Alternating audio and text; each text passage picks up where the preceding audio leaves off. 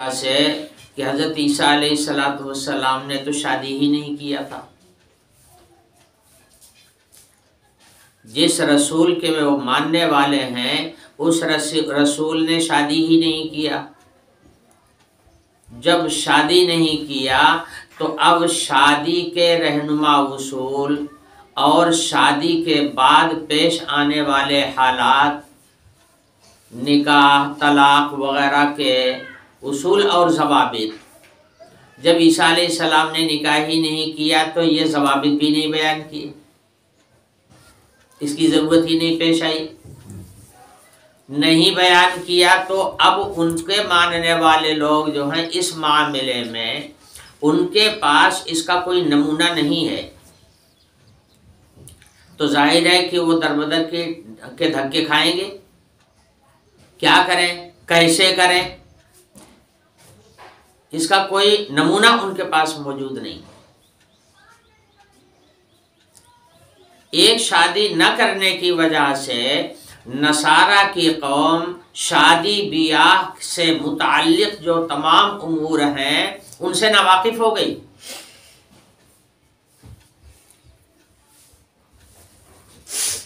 تو اگر رسول فرشتہ بنا دیا گیا ہوتا تو فرشتوں کے یہاں تو نہ شادی ہے، نہ بیاہ ہے، نہ بچے ہیں، نہ پرورش ہے، نہ گھریلو ضروریات ہیں، نہ کھانے پینے کے تقاضے ہیں، کچھ بھی نہیں ہے ان کے یہاں. تو وہ ہماری رہنمائی بھلا کس طرح سے کرتے؟ اس لیے ضروری ہے کہ ہمارا رہنما ہمارے بیچ کا ہو، جو ہماری نفسیات سے واقف ہو، ہمارے دل کی خواہشات سے واقف ہو، ہمارے نفس کے تقاضوں سے واقف ہو. ایسا ہی رسول ہونا چاہیے. تو ایک جواب تو اس کا دیا گیا مختصراً کہ ہم نے جتنے رسول محمد صلی اللہ علیہ وسلم سے پہلے بھیجے تھے وہ بھی سب انسان تھے. تو یہ کوئی نئی بات نہیں ہے بلکہ پرانا دستور چلا آ رہا ہے کہ پہلے بھی جتنے پیغمبر بھیجے گئے وہ انسانوں کو بنایا گیا تھا. تو آخری پیغمبر محمد رسول اللہ صلی اللہ علیہ وسلم ہے، وہ بھی انسان ہے. اور اگر یہ بات تم نہیں جانتے ہو تو جو علم رکھنے والے ہیں ان سے پوچھ لو.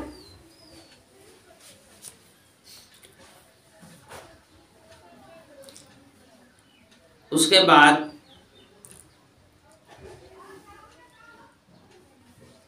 وہ قومیں جن کے اوپر اللہ تعالی کی ناراضگی نازل ہوئی ان کا ذکر کیا گیا. مختصراً فرمایا گیا فَأَنْجَيْنَاهُمْ وَمَنْ نَشَاءُ وَأَهْلَكْنَا الْمُسْرِفِينَ. انبیاء علیہ السلام کے خلاف کارروائیاں کرنے والے اور ان کارروائیوں میں حد سے تجاوز کر جانے والے لوگ جو تھے ان کو ہم نے برباد کر دیا، اور اپنے پیغمبروں کو ہم نے نجات عطا کی، ان کی دست برد سے محفوظ رکھا. اور صرف پیغمبروں ہی کو نہیں بلکہ پیغمبروں پر جو ایمان لانے والے لوگ تھے ہم نے ان کی بھی حفاظت کی. تو پیغمبروں کی بھی حفاظت ہوئی اور پیغمبر کے ساتھیوں کی بھی حفاظت ہوئی. اس کے بالمقابل پیغمبروں کی دشمنی اور مخالفت مول لینے والے لوگ ان کا انجام بہت برا ہوا کہ وہ ہلاک کر دیے گئے. اسی سلسلے میں یہ آیت ارشاد فرمائی گئی وَكَمْ قَصَمْنَا مِنْ قَرْيَةٍ كَانَتْ ظَالِمَةً وَأَنْشَأْنَا بَعْدَهَا قَوْمًا آخَرِينَ. حق تعالیٰ شانہ ارشاد فرماتے ہیں کتنی بستیاں ہیں جن کی گردنیں ہم نے توڑ دی. وہ اس وجہ سے کہ وہ ظالم تھے. کانت ظالمتن، وہ ظالم تھے اس لیے ہم نے ان کو برباد کر دیا اور ان کی جگہ پر دوسری قوموں کو ہم نے اٹھا کے کھڑا کر دیا. وہ مٹ گئے۔ رسولوں سے دشمنی رکھنے والے اور حق کی مخالفت کرنے والے لوگ مٹ گئے، اور ان کی جگہ پر ہم نے دوسری قوم پیدا کر دیا، اور ان کو ان کی جاگیروں پر، ان کے مکانات پر اور ان کی زمین جائیداد پر، ہر چیز پر ہم نے دوسرے لوگوں کو لا کر کے آباد کر دیا۔ وہ معذب قومیں جن کے اوپر اللہ کا عذاب آیا، ان کا ایک حال ذکر کیا جا رہا ہے۔ فَلَمَّا أَحَسُّوا بَأْسَنَا إِذَا هُمْ مِنْهَا يَرْكُضُونَ، جب ان کے اوپر آسمان سے عذاب نازل ہونے کے آثار دکھائی دینے لگے اور انہیں آہٹ مل گئی کہ اب تو آفت آئی، یعنی آسمان سے ہمارے اوپر اب عذاب آ گیا، جب یہ محسوس کیا تو پھر وہ لگے پیر پٹکنے۔ پیر پٹکنے سے مراد یہ ہے کہ بستی کو چھوڑ کر انہوں نے بھاگنے کا ارادہ، تو فرمایا گیا فَلَمَّا أَحَسُّوا بَأْسَنَا إِذَا هُمْ مِنْهَا يَرْكُضُونَ، جب وہ لوگ جن کے اوپر اللہ کا عذاب آیا، جب انہوں نے اللہ کے عذاب کو آتا ہوا دیکھ کر محسوس کر لیا کہ عذاب آ رہا ہے، تو لگے پیر پٹکنے۔ فرشتوں نے کہا، آسمان سے آواز آئی، کہاں بھاگ کر کے جا رہے ہو؟ لوٹ جاؤ نا اسی بستی میں جس بستی کے اندر تم رنگ رلیاں کر رہے تھے، ناچ رہے تھے، کود رہے تھے اور خوب مستی کر رہے تھے، عیش پرستی میں تم بے قابو ہو گئے تھے، انہی بستیوں میں لوٹ جاؤ نا، اب کہاں جا رہے ہو بھاگ کر کے؟ لا ترکضوا وارجعوا الی ما اترفتم فیہ ومساکنکم، شاید تمہیں کوئی پوچھ لے۔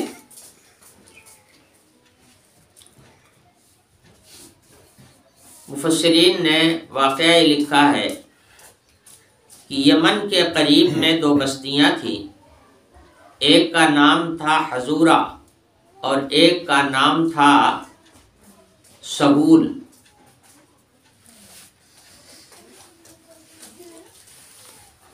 یہ دو بستیاں تھیں۔ ان بستیوں میں اللہ پاک نے ایک رسول بھیجا، ایک پیغمبر بھیجا، اللہ کا نبی آیا۔ اس بستی کے لوگوں نے نبی کی بات نہیں مانی۔ نبی نے کہا کہ خدا کو پہچانو، اپنے پالنے والے کو پہچانو، اپنے مالک کو جانو اور اس کے بتائے ہوئے طریقے کو اختیار کرو، اور یہ جو بت پرستی کا رواج ہے اس کو ترک کرو، منمانی چھوڑ دو، اللہ اور رسول کی اطاعت کو قبول کرو۔ مگر اس بستی کا کوئی آدمی بھی اس کو ماننے کے لیے تیار نہیں ہوا، الٹا اس پیغمبر کو ستانے لگے، اور ستاتے ستاتے انتہا یہ کر دیا کہ انہوں نے اس نبی کا قتل کر دیا۔ صرف اتنا نہیں تھا کہ بات نہیں مانی، اطاعت نہیں کیا، بلکہ اس پیغمبر کو انہوں نے قتل کر دیا۔ جب اتنی بڑی واردات انہوں نے کر دیا تو اس بستی کے اوپر اللہ کا عذاب آ گیا۔ یہ دونوں بستیاں اللہ تعالیٰ نے تباہ کر دیا۔ وہ اس کا ذریعہ یہ ہوا تھا کہ اس زمانے میں ایک آتش پرست بادشاہ تھا، مجوسی، اس کا نام تھا بخت نصر۔ بابل اس کا دارالحکومت تھا۔ بس اس نے چڑھائی کر دیا۔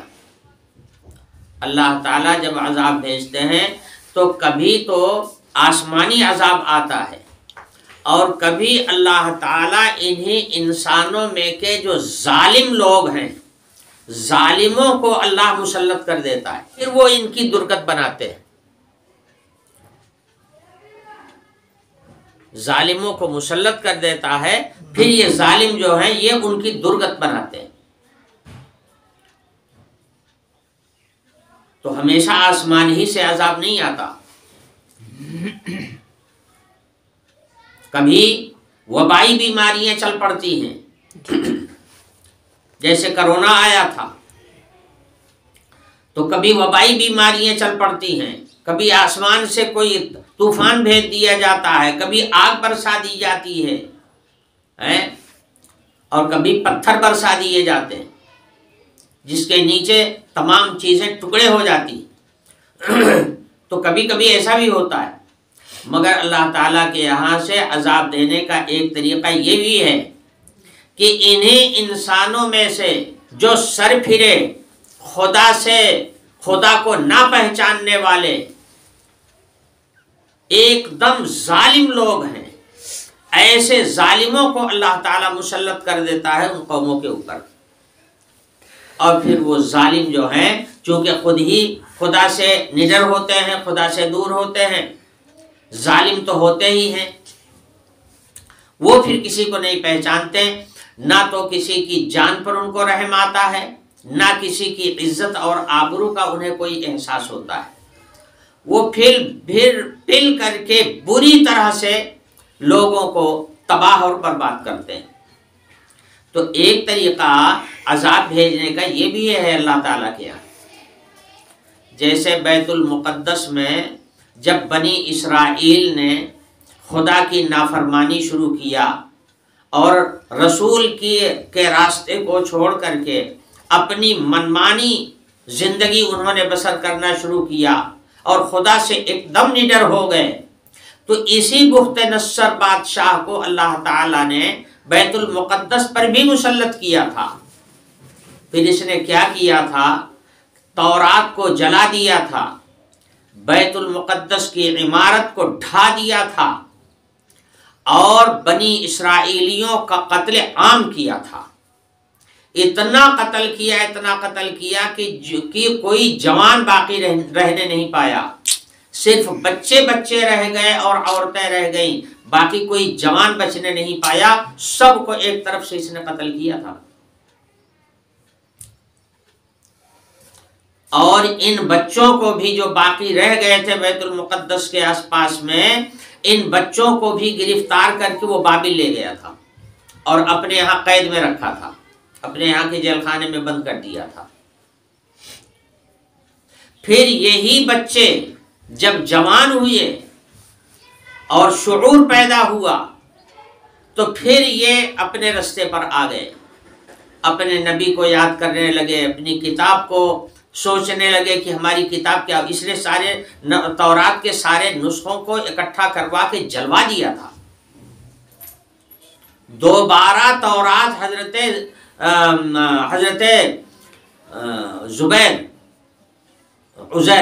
عزیر علیہ السلام کو کے اوپر تورات کا دوبارہ نزول ہوا، تب جا کے ان کو تورات ملی، ورنہ ایک بھی تورات ان کے پاس نہیں تھی۔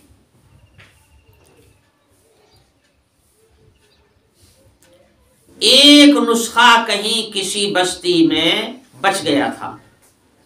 جب حضرت عزیر علیہ السلام نے کہا کہ اللہ پاک نے میرے اوپر زبور کو نازل کر دیا ہے اور سنانے لگے، تو لوگ اس وقت کہنے لگے کہ یہ کیسے ہم سمجھیں کہ آپ تورات سنا رہے ہیں، ہم جانیں کیسے؟ تو انہوں نے کہا کہ جو کتاب ہو کہیں تو کتاب سے ملان کر لو اس کا۔ تو وہی ایک نسخہ کہیں کسی پتھر کے نیچے پڑا ہوا تھا یا کسی صندوق میں بند کر کے کسی نے رکھ دیا تھا، اور وہ اجنبی جگہ میں تھا اس لیے بچ گیا تھا۔ اس تورات کے نسخے کو لے آئے اور اس کے ساتھ اس کا ملان کیا، تب جا کر کے یقین ہوا کہ ہاں واقعی ہے، تورات ہے۔ کہنے کا مطلب یہ ہے کہ اس طرح سے درگت کیا تھا اور اس طرح سے بنی اسرائیل کو تباہ کیا تھا بخت نصر نے، کہ سمجھ لو کہ ان کو صفحہ ہستی سے مٹا کے چھوڑا۔ تو میں نے کہا کہ یہی بچے جو وہاں قید خانے میں بند تھے، جب بعد میں جوان ہوئے اور ان کے احساس ہوا کہ ہم تو بنی اسرائیل ہیں، ہمارے پاس کتاب تھی، ساری کتاب اس نے جلوا دیا، کاش کہ ہمیں وہ کتاب مل جاتی تو ہم اپنی زندگی کو سنوار لیتے اور اپنے نبی کے نقش قدم پر چلتے، ہم اپنی منمانی نہ کرتے، جیسے ہمارے باپ دادا نے منمانی کیا تھا وہ منمانی کا راستہ ہم اختیار نہ کرتے، ہم کتاب کی پابندی کرتے۔ یہ خواہش ظاہر کی اور توبہ کیا اللہ تعالیٰ سے اور اللہ کی طرف رجوع ہو گئے اور اللہ سے اقرار کیا کہ اے اللہ اب تیری نافرمانی ہم لوگ نہیں کریں گے، تو اللہ تعالیٰ نے دوبارہ اس قوم کو پھر زندہ کیا، گویا ایک دفعہ مٹ گئی یہ قوم اور دوبارہ اللہ تعالیٰ نے پھر ان کو زندگی عطا کی۔ تو جیسے بخت نصر نے بیت المقدس پر حملہ کر کے اور بنی اسرائیل کا بیڑا غرق کیا تھا اور بنی اسرائیل کو تباہ کیا تھا، یہی بخت نصر ہے جس نے رخ کر لیا یمن کی ان دونوں بستیوں کی جانب جہاں پر نبی کا قتل ہوا تھا، وہاں بھی اس نے چڑھائی کیا اور دونوں بستیوں کو مار مار کر کے سب کو بھنگی بنا دیا، قتل عام ہوا تھا وہاں پر، پوری بستی ہی مٹ گئی۔ اب چونکہ یہ اللہ کا بھیجا ہوا عذاب تھا، جب عذاب آیا تو لگے بھاگنے، تو فرشتوں نے آسمان سے کہا کہاں بھاگے جا رہے ہو، کہاں بھاگ کر کے جا رہے ہو؟ جس نعمت میں اور جس عیش پرستی میں ابھی تک تم منہمک تھے اور جس عیش و عشرت میں تم خدا کو بھول گئے تھے، انہیں اپنی بلڈنگوں میں انہیں اپنے مکانات پہ چلے جاؤ نا، وہیں رہو، اب کہاں بھاگ کر کے جا رہے ہو؟ اسی کو قرآن نقل کر رہا ہے کہ جب اس قوم کے اوپر عذاب آیا اس نبی کی مخالفت اور نبی کے ساتھ دشمنی کرنے کی وجہ سے، تو اللہ کا عذاب آیا اور پھر آسمان سے یہ آواز آئی لا ترکضوا وارجعوا الی ما اترفتم فیہ ومساکنکم لعلکم تسألون، شاید آج تمہیں تو کوئی پوچھ لے۔ تو یہ لوگ جواب دینے لگے یا ویلنا انا کنا ظالمین، کچھ نہیں، یہ ہمارے ظلم کی پاداش ہے، ہم نے جو بے راہی اختیار کیا، خدا کو بھول گئے، خدا کے قانون کو بھول گئے، اپنا راستہ منمانی بنا لیا، نبی کی شاہراہ کو چھوڑ دیا، اس کی وجہ سے ہم خود ظالم تھے، اگر ہمارے اوپر اللہ کا عذاب آیا تو کچھ غلط نہیں۔ یا ویلنا انا کنا ظالمین، ہائے ہماری بربادی، ہم تو بڑے ظالم تھے، یعنی اپنے بے دینی اور گمراہی کا انہوں نے خود احساس کیا۔ فما زالت تلک دعواہم حتی جعلناہم حصیدا خامدین، اور میں نے بتایا تھا کہ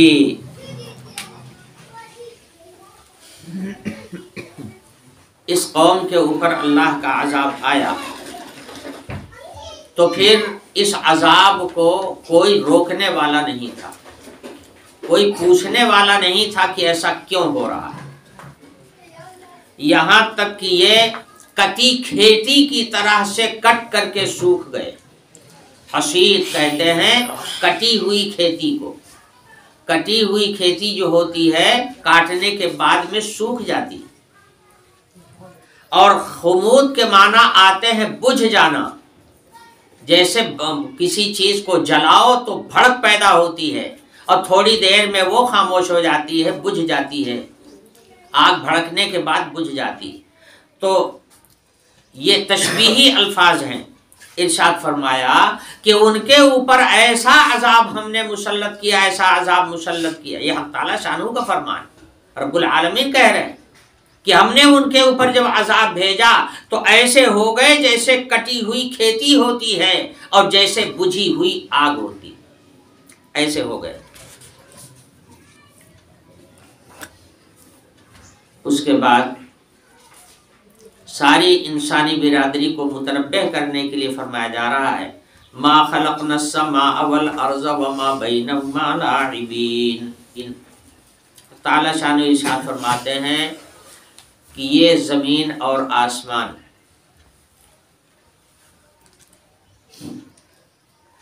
جس کے اوپر تم لوٹ رہے ہو، اور یہ آسمان تمہارے اوپر سایہ کیے ہوئے ہے، گویا آسمان بھی تمہاری خدمت میں لگا ہوا ہے اور یہ زمین بھی تمہاری خدمت میں لگی ہوئی ہے۔ یہ زمین و آسمان ہم نے کوئی کھلونا نہیں بنایا، یہ کوئی ہمارا کھیل نہیں تھا۔ کھیل جو ہوتا ہے وہ بے مقصد ہوتا ہے، یا یوں کہہ لو کہ بے فائدہ ہوتا ہے، بیکار ہوتا ہے، اس کا کوئی فائدہ نہیں ہوتا۔ آدمی کھیلتا ہے اور کھیلنے کے بعد میں وقت ضائع کر کے چلا جاتا ہے، ملتا اس سے کچھ بھی نہیں ہے، اسی لیے اس کو کھیل کہا جاتا ہے۔ اب تعالیٰ شانہ فرماتے ہیں یہ زمین آسمان کا جو کارخانہ ہم نے بنایا ہے، یہ ہم نے کوئی کھیل نہیں بنایا۔ کیا مطلب؟ مطلب یہ ہے کہ اس کے پیدا کرنے کا ہمارا مقصد ہے۔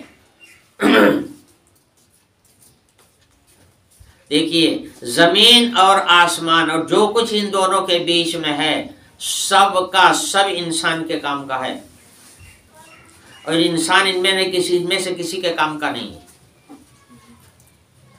سارے انسان مر جائیں، سورج کا کچھ نہیں بگڑے گا، سارے انسان ختم ہو جائیں، آسمان کا کچھ نہیں بگڑے گا، اور کوئی انسان زمین کے اوپر نہ رہے تو زمین کا بھی کوئی بگاڑ نہیں ہوگا، زمین میں بھی کوئی بگاڑ نہیں آئے گا، زمین کے اوپر کوئی فرق نہیں پڑے گا۔ لیکن ان کے بغیر انسان کا ایک کام نہیں چل سکتا، ہے نا؟ سورج نہ نکلے سارے انسان مر جائیں گے، آسمان نہ ہو تو بھی کام نہیں چلے گا، زمین نہ ہو تو رہیں گے کہاں، کھڑے کہاں ہوں گے؟ پانی پر۔ انسان جو ہے ہوا میں نہیں کھڑا ہو سکتا، انسان پانی میں نہیں جی سکتا، انسان کو زندہ رہنے کے لیے زمین ضروری ہے۔ تو زمین نہ رہے تو ایک انسان نہیں رہ سکتا، مر جائے گا، فنا ہو جائے گا، اور کوئی انسان نہ رہے تو زمین کا کچھ بھی نہیں بگڑے گا۔ پتہ چلا کہ ان میں سے انسان کسی کے کام کا نہیں، مگر یہ سب انسان ہی کے کام کے لیے اللہ تعالیٰ نے پیدا کیے۔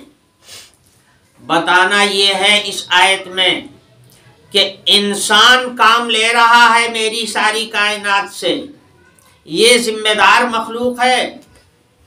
جب ہم نے اس کو ذمہ داری دی ہے، اور وہ ذمہ داری پیغمبروں کے ذریعے سے تمہارے پاس آئی ہے، ہم اس ذمہ داری کا سوال بھی کریں گے، اس کا جائزہ بھی لیں گے۔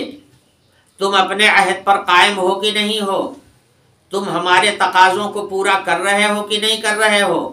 ہمارے حکم کی پابندی کر رہے ہو کہ نہیں کر رہے ہو؟ میں اس کا حساب بھی لوں گا۔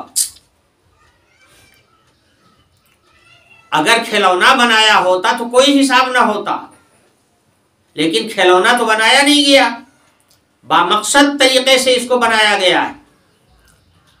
تو جب بامقصد ہے اس کا کرنا بامقصد ہے، اور اس کے اوپر انسان کو آباد کرنا بامقصد ہے، اس مقصد کا پھر حساب بھی ہونا ہے۔ یہی بات اس آیت میں ارشاد فرمائی گئی، ما خلقنا السماء والارض وما بینہما لاعبین۔ فرمایا لو اردنا ان نتخذ لہوا لاتخذناہ من لدنا ان کننا فاعلین۔ اگر ہمیں کوئی کھیل ہی بنانا ہوتا تو ہم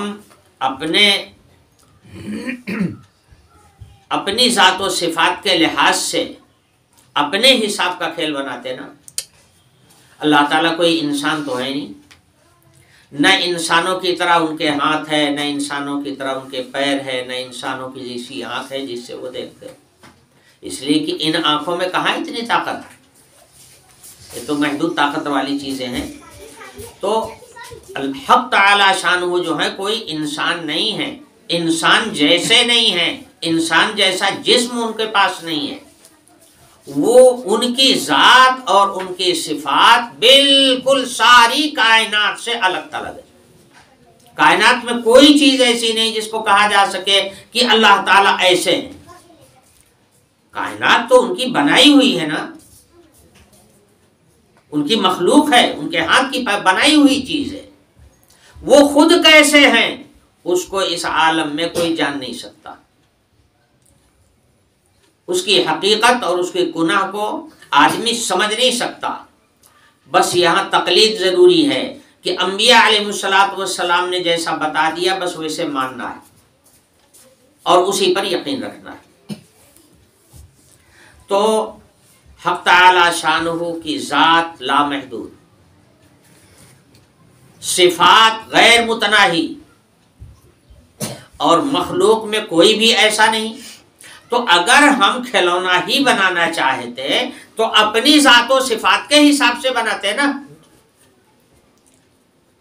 ہم کوئی جسم والے نہیں ہیں تو ہمارا کھلونا جسم دار تھوڑے ہوتا، یہ نظر آنے والا نہ ہوتا۔ جیسے اللہ تعالیٰ کی ذات مخفی ہے، پوشیدہ ہے، ایسے وہ کہ تمہاری نگاہوں میں نہ آتا۔